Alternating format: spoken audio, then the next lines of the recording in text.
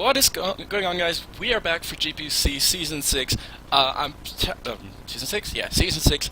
I'm terribly sorry there hasn't been an upload this last 2 weeks up to this point, but I had final exams for my semester because in Germany those are kind of around February, and I had 6 exams I needed to pass, so I was kind of busy with studying and didn't want to spend a lot of free time where I didn't study right in front of my PC. So that is the reason behind that. Now, this video will be covering both my Week 2 and my Week 3 matches versus Keegan, aka Foghorn Channel, and also my really good friend Jose, so yeah, so we'll hop right into the first matchup. As you can see, versus Fog, I brought the Alolan Muk, the Starmie, the Mesprit, the Aerodactyl, regular Aero, not Mega, because I have a Mega Charizard X sitting right there, and Klefki, so a lot of our team making its debut. And as you can see, he brought a Sneasel, Gligar, Mega Gardevoir, Druddigon, Breloom, and Heatran. Now, the thing I was really surprised about his team, and I think that's what Aster meant, because he helped me prep, as you can see in the chat, that I'm not seeing a Salamence, because I also had he also had Salamence, and that was an extremely big threat to my team. And going into the match, his team was extremely weak to Ice and Ground coverage overall. The Mega Gardevoir is a really big threat. I needed to prep for that, so I have an Assault Vest, Pursuit Trapping, Alolan Muk, pretty standard. I also have an offensive Starmie, because that, with the ice coverage, just does work to his team, and apart from ground I can just smack Heatran and the Magneton in the back with the Hydro Pump, so Starmie looking really good here. Also my hazard removal this game. I have a fast offensive Mesprit with enough speed to outspeed a max speed Heatran, to hit it with an HP ground, get up Stealth Rocks, Ice Beam the Breloom, and yeah, to those shenanigans I also have U-turn on there, I believe, just to U-turn out on the Mega Gardevoir if it comes in, because that thing is a threat, and then that way he can't double in on me. And also U-turn is nice, so I'm not easily pursuit trapped by Sneasel. My Starmie is also Colbur because of the potential pursuit trap from Sneasel. It's a speed tie, and if I win it I'm not trapped, but just in case. Yeah. Then I have a Yachi Berry, Hone Claws, Aerodactyl with Ice Fang, Earthquake, and Stone Edge. As you can see, it puts in a tremendous amount of work versus his team. I also have a pretty standard defensive Klefki with T-Wave, Spikes. I don't remember. I think Foul Play for the Salamence and stuff. And last, I have a Dragon Dance Zardax with HP Ice and enough special attack to two-hit KO a Gligar on the switch in. So that is our team, looking pretty good. About his team, I have Sneasel, obvious, max speed, Pursuit Trapper for Starmie and Mesprit, makes sense. I have a couple things weak to that. Gligar has to be physically defensive, is probably his first X answer. Gardevoir, we all know what Mega Gardevoir does, it Hyper Voices. It probably has like Taunt or Sub to beat my Klefki, I'd assume, but I don't know. Or Will-O-Wisp for the Alolan Muk, I'm also kind of thinking that. Druddigon, probably Rocky Helmet to weaken my Charizard further, because that's a huge threat for him. Also throwing up Stealth Rocks. And now the really interesting thing is the Breloom, because when looking at the prep, Breloom's matchup is interesting, because a non-Scarf Breloom gets outsped by the entirety of my team, I think, apart from Alolan Muk. Might be wrong on that. And Klefki. I'm not sure. But so a standard Breloom would have had a really tough time. As you can see, 5 of my 6 mons deal with it perfectly well. And the only set I could potentially see would be a Scarfloom, but Scarfloom doesn't have a great matchup due to the reason that, one, my Aerodactyl still outspeeds a max speed Scarfloom at max speed without a choice scarf, so I didn't think that would make a lot of sense. And I also, once it is locked into his into an attacking move, my Zard gets free setup on this Breloom. So right here, let's hop into the match right now. Start this as I predict him to lead. He leads off with the Druddigon, and I lead off with my Starmie because I can immediately threaten the Druddigon, and if it decides to set up rocks, I have a good chance of 2-hit KOing it with Ice Beam. Also, if it decides to switch out or get up rocks or hit me hard right away, I have the Colbur Berry so I can live, and if I prevent rocks that way, that's also great for me. I have enough offensive pressure, but he doubles right into Gardevoir as I throw out the Ice Beam. Get a crit, unfortunate, but the Hydro Pump here would still not have killed, or I would have still made the same series of plays. So I just go hard into Muk because I want to preserve Klefki for the Druddigon and the Sneasel. So as you can see, he just straight Hyper Voices, does nothing to my Muk. I go ahead and pursue trap him. Basically, the poison is pretty unfortunate because now the Gardevoir dies on the next turn it's in. But what this does for him, it gives him rocks, but I can get rid of the rocky helmet I suspect on this thing, because Muk basically did its job. I don't need it for anything else. Gets another poison, which is sweet, as he just roars me out into Klefki. And what this means is I am just going to double up because I really want to keep this for the Sneasel actually. And I predict him to switch out into something. So my Starmie is the logical double because I can get a heavy hit off on something. He decides to just sack off his Mega Gardevoir. Makes sense, with this damage it's basically useless, so the threat is gone. And he goes into Sneasel. And now here, I'm obviously Pursuit Trap, but I do have a Colbur Berry. I know I can take a Pursuit. I know I can even live a knockoff from this amount of health. So my best play, and I can Oko if he's not Sash with Hydro Pump. So my best play, regardless of what happens if I win the tie or not, is staying in and just Hydro Pumping the shit out of that Sneasel. He goes for knockoff, doesn't pursue, good play on his part. He's Life Orb, no Sash, and I hit my Hydro Pump. So Sneasel is gone, the next big threat gone. I can really play the Klefki more liberally now.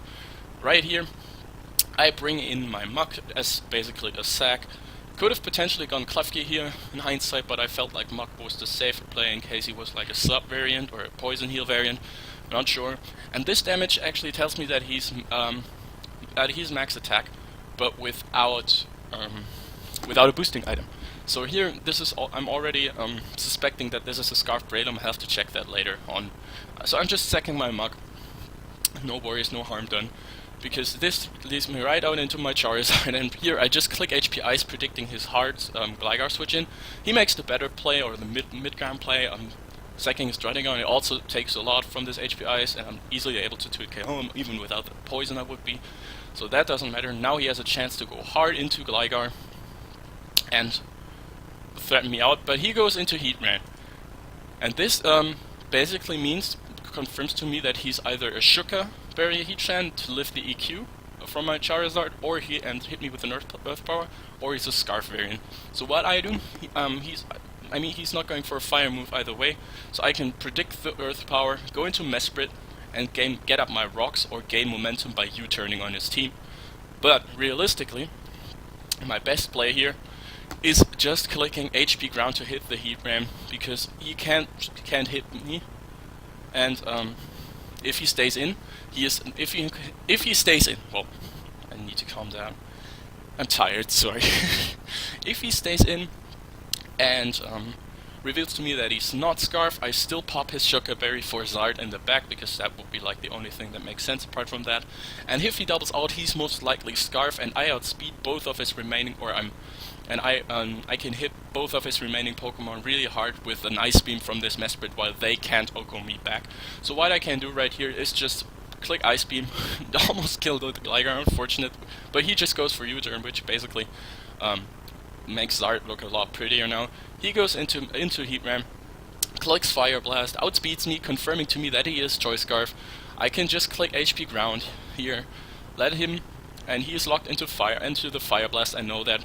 I can double right into my Zard X. He stays in, doesn't pull the double back out into Gligar or Breloom. Not that any of those could have Oko'd me from the straight off the bat. Now I'm in with my Zard. I can just click Dragon Dance. Now I'm faster than both his Scarfers. Click HP Ice to kill this Gligar. Yeah, let's go ahead. And then I can proceed to Oko the Loom with Flare Blitz and to kill off the Heatran with my incoming Earthquake. So we win our second week of the GPC with 5-0 differential. So we're now 2-0 with a 6-0 differential, looking pretty nicely here. Again, this matchup was heavily in our favor, so not too much we could do there. Let's go. Okay, so I'm going right over to the second match. Alright, we're back with the second match, and yes, That is a Megalodios, that is an Infernape, I am scared. Facing a good buddy Jose, this is a pretty interesting matchup. I think it's pretty even, actually. He has a lot of hard defensive stops to our team, and his two main offensive threats like kill my entire team. But on the other hand, he struggles a lot to switch into Diggersby without the Gorgeist, and Zard gives him a lot of trouble. Overall, I would say he has the slight matchup advantage, especially offensively. Defensively, we can kind of he can plow through our team, but we can sort of base that around that. So yeah, here, looking at his team, looking at my team, one thing I don't want is rocks going up, because I have my Charizard in the back. My Charizard is an Adamant Charizard X with Iron Tail, so even Unaware Clef after a round of rocks drops to this Iron Head. Just needs some damage on the Gastrodon, and then and I also have Outrage and Dragonclaw, I believe. So then this Zard is looking really, really nice to sweep up his team. So that's the kind of the game I'm playing. I want to get the Paralysis and or the Toxic off with my Clef Keys. I also have Foul Play to hit the Latios. I'm an Air Balloon variant with Magnet Rise because I predict him to bring EQ to hit both my Muk and my Clef Key with his Latios, which could otherwise threaten it. And so I'm fully expecting Jose to know that. I have a fully defensive Rocky Helmet Zapdos because I know Jose loves his U-turn pivoting, so I'm just bringing in the Zapdos on the Infinite every fucking single time to watch it get chipped. Yeah, and straight offensive Life Orb Diggersby with Ice Punch instead of Knockoff, because I expect Jose to have a Colbur Berry on his Gourgeist, expecting the Knockoff. And we're bringing Specs Trick Starmie, which in hindsight wasn't maybe the best idea with the Gastrodon coming, but we brought Life Orb would have been better, but the Specs was basically so I can trick a potential setup Clefable or a Mandibuzz if it gets too annoying to me. So I have options here. Now, looking at the matchup, as I said, I didn't want rocks going up. And his likely rocker, because of Infernape's 4 moveslot offensively. Infernape versus me has great coverage to hit my team, but I feel like it has 4 moveslot syndrome anyway, so his likely stealth rocker was the Clefable, which is why I decide to lead off with my Stall Breaker Mismagius with Taunt, because that allows me to prevent him from setting up rocks in the first place and makes my Zapdos a far more efficient switch into the Infernape with it not having to defog later on down the road. Because obviously I'm not running Rapid Spin on the Spec Starmie. So I'm deciding to lead off with my Mismagius, and he leads off with the Latios. Now what this does, it puts me in an unfortunate situation right off the bat, because right here my easy switch in is Klefki. Like, if he stays into drop a Draco on me, I go into Klefki and I get a free Toxic Para Foul Play on his team. So I expect him to not click Draco Meteor here, because he should expect me to go into Klefki. So what I do is I stay in to Shadow Ball, because I know this Latios is a threat, and even I know I can still take the Draco Meteor despite not well. So yeah, that is my thought process here. I really didn't expect it, because Klefki is looking at his team, it's such a huge nuisance to it, with dual status, Magnet Rise, and the Foul Play. Especially if he wants to win with Infernape late game, and I still have that. He can't do that because I can just T-Wave it. So that's kind of my thought process here, why I thought he wouldn't stay in. And as you will see, he stays in, drops a Draco, my Mismagius is almost dead, and I miss a Toxic. Click Toxic here, predicting him to switch out or EQ, and I could have still gone into Klefki and just stalled him out next time. But no. Off to a great start here. My Mismagius is almost dead, okay. But what I can do now, he switches out now, because predicting my Klefki, I assume, because now I'm making the safe play. Looks, seeing that he went for Draco. I go into my Klefki. Right here, I'm switching right back out into Mismagius, because I expect him to throw out Stealth Rocks here, and I can just Pain Split up on this Clef and taunt it next turn, because I can take a Moonblast after a Pain Split easily. But he doesn't do that. He just kills me with Moonblast. So yeah, Mismagius, which was really essential to whittling down his core, just got bobbed. It's just perfect. Okay, but what this does, it gives me a chance to go into my Diggersby and just click Ice Punch, predicting his Gourgeist switch in. And as you can see, he goes into Mandibuzz. I almost do it KO. After leftovers, it's a roll to kill with return right here. So I don't expect him to stay in.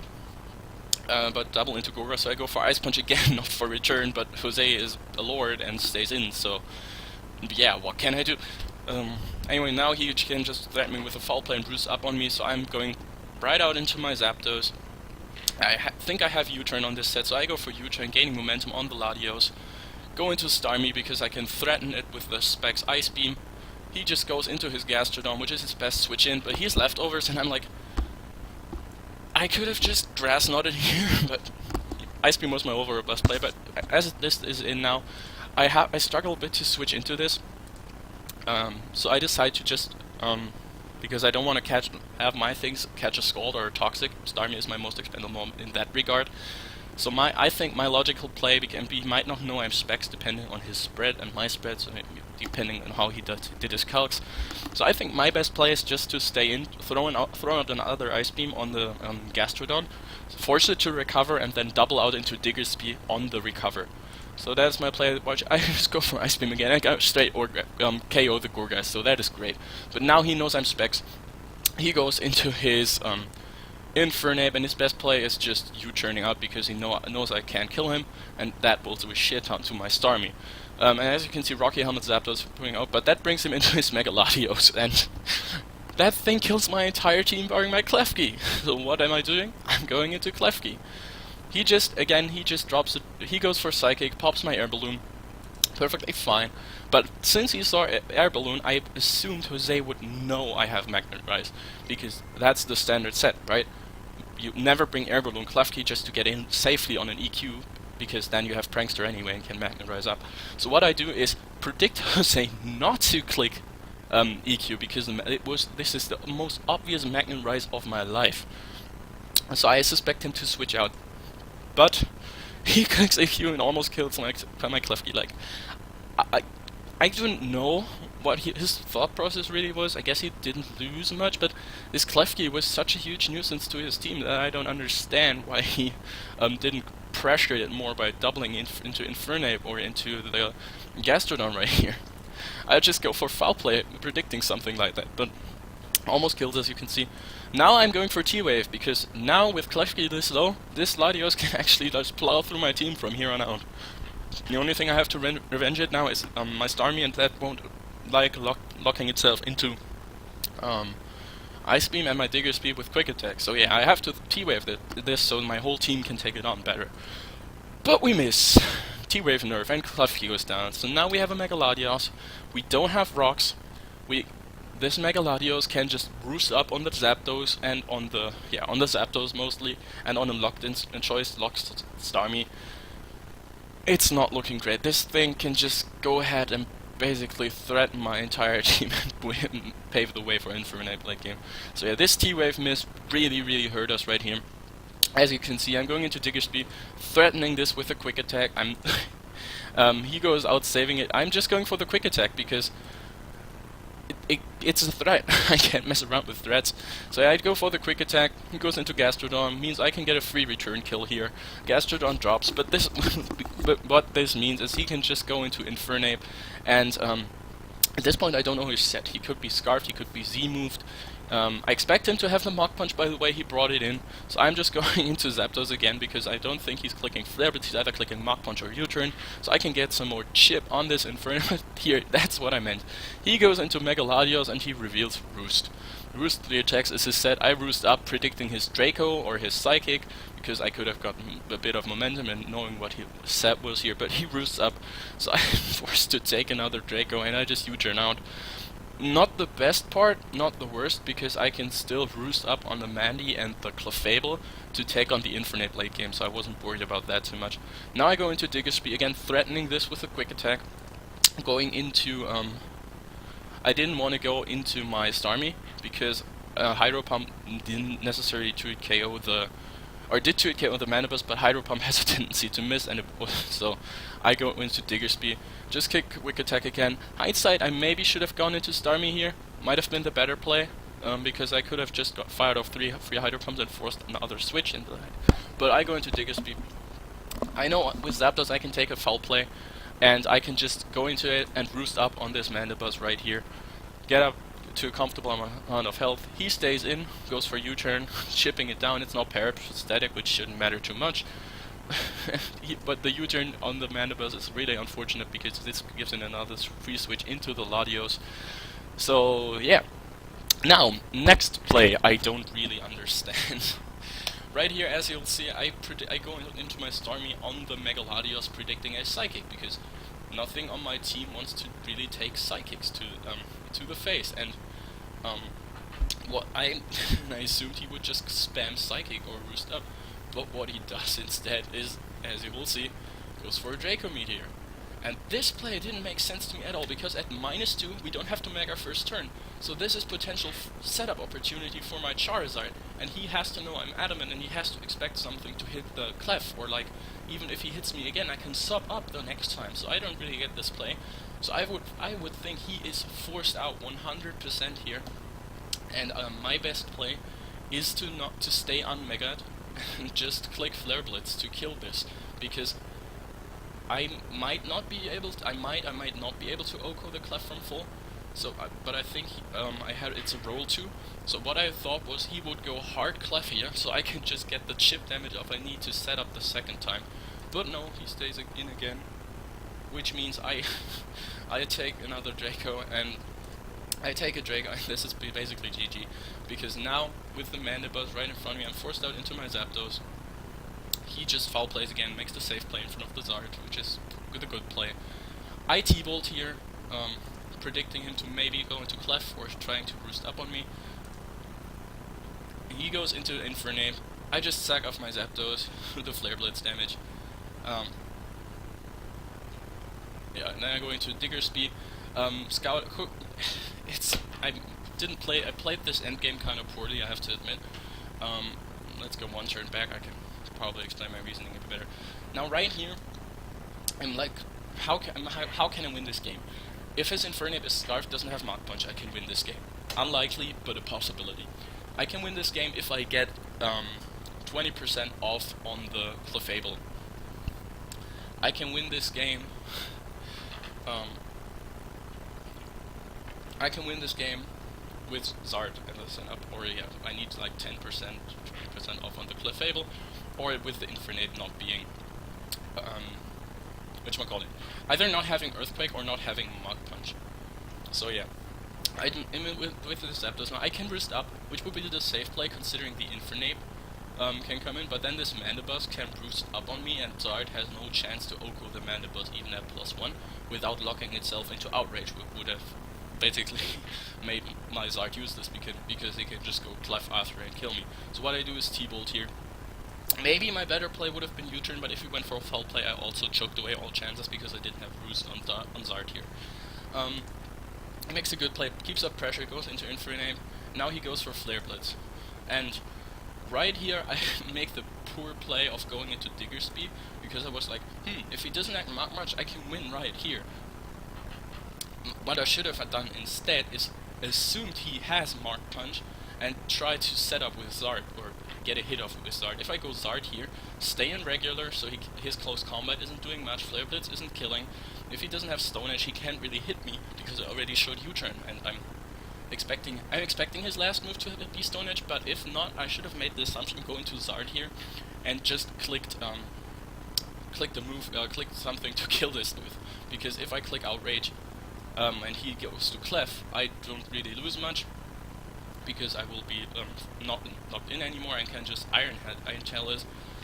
Or if he stays in and lets me kill this, Digger Speed beats the Clef afterwards, because I can still take a Moonblast from this range, potentially, depending on rolls. But I make the poor play, go into Digger Speed, like, I assume he has not Mach Punch. He has it, kills my Digger Speed, good prep on Jose's part, poor playing on my part. But now, it's like, I was pretty tilted at this point, because I lost like every 50-50 this match. The entire time I didn't really get a hang of Jose. It's like always with Jose. I have never learned to properly predict Jose. Like, never. In all our matches we have, I think this is the first time we faced in an actual league match, but we mocked already quite a few times. We're quite good friends, talk a lot about matches and stuff. So he plays so aggressively, he always gets the 50-50s right with me, and this is like nothing else, essentially. I right here, mega up, because I'm like, he could have, his last move is likely Stone Edge, or is likely Stone Edge, so it wouldn't matter. And with this, if he goes hard clef on this, because I can't touch him, I can at least 2-hit KO that. But the thing is, I should have stayed in regular form, because then I could have taken the close combat. I would have killed this with my Dragon Claw, and I could just click out Iron Tail afterwards versus the clef, and had a good chance of OHKOing, or had a roll to OHKO the clef, depending on its set specifically. So yeah, that was played the endgame kind of poorly. Because again, the T-Wave miss on the Latios hurt me a lot, as you can see, because it basically cost me my Starmie. I played poorly in that regard, that I didn't use Starmie to its fullest potential, and I also choked or tilted with Digger's Spear in the end game. Could have maybe won that if I had preserved the Starmie better, but somehow I was under the assumption that this Infernape might be Scarf, and I didn't play properly. I was like so hyped that he might not have Mach Punch. So yeah, kind of poor playing on my part. Definitely a good game played by Jose. Again, he won like every Might game, he always does, so shoutouts to him. Go check him out. He did eat a habanero pepper before one of his GPC matches, so yeah, definitely go ahead and check that out.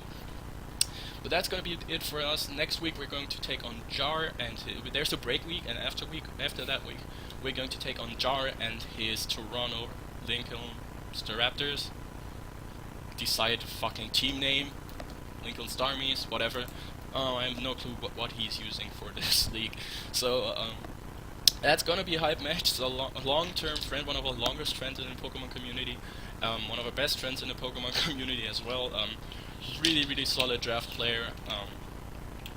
Scary team. Scary player. He beat me in one championship match, and he knows me really well. But in contrast to Jose with Jar, the thing is, Jose reads me and plays accordingly. Jar always makes the best play overall, or in his mind. So it's gonna be a whole different match, because yeah, we're probably facing pretty defensive team, because if you guys didn't know, you should watch GBA Power Rankings, because Jar's a stall player, right? Cool. See you then. Cheers.